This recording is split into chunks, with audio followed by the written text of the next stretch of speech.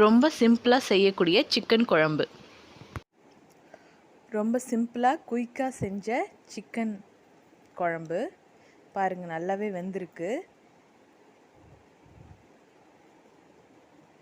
இந்த ரெசிபி சேனலில் இருக்குது, செக் பண்ணி பாருங்கள். தேங்க்யூ. சிம்பிளான ஒரு சிக்கன் கிரேவி பார்க்கலாம். பேனை வச்சு 2 ஸ்பூன் எண்ணெய் ஊற்றி, எண்ணெய் காணிஞ்சதும் 1 ஸ்பூன் பெருஞ்சீரகம் பொரிஞ்சதும் வெட்டி வச்சுருக்க 2 வெங்காயத்தை போட்டுக்கோங்க.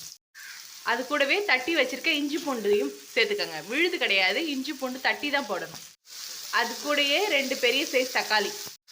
இது நம்ம தனித்தனியாக வதக்க போகிறது கிடையாது, எல்லாத்தையும் ஒட்டுக்கா போட்டு தான் வதக்க போகிறோம்.